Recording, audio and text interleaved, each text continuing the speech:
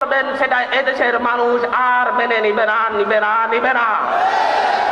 আজকে অভ্যুত্থানের 5 মাস পরে যখন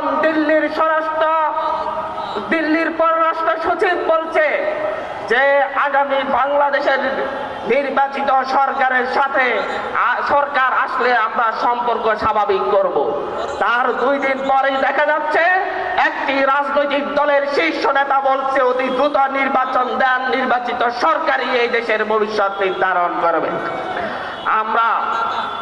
আমরা দেখছি হঠাৎ করে এসে বলা হচ্ছে ডক্টর মোহাম্মদ ইউনূসের সরকারকে তাদের কাছে নিরপেক্ষ সরকার মনে হচ্ছে না।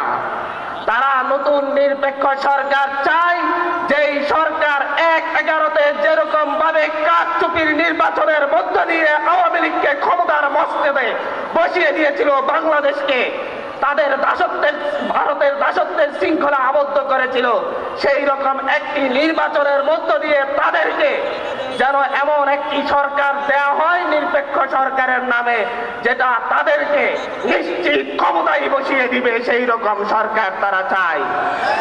তাদের সেই কথার 2 দিন পরে আমরা দেখছি মোহাম্মদ আলী আরাফাত ফেসবুকে পোস্ট দিয়ে বলছে সেও একটি নিরপেক্ষ সরকার চাই, ডক্টর মোহাম্মদ ইউনূসের সরকার নিরপেক্ষ নয়।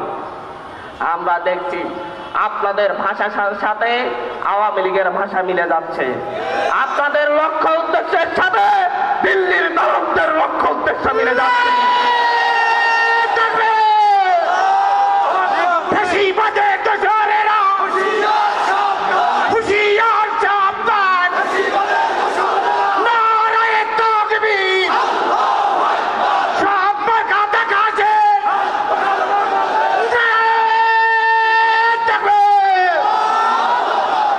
ফ্যাসিবাদের বিরুদ্ধে বাংলাদেশের মানুষ, বাংলাদেশের সকল রাজনৈতিক দল ফ্যাসিস্টের বিরুদ্ধে নাহিদ ইসলামের নেতৃত্ব মেনে নিয়ে রাজপথে নেমে এসেছিল।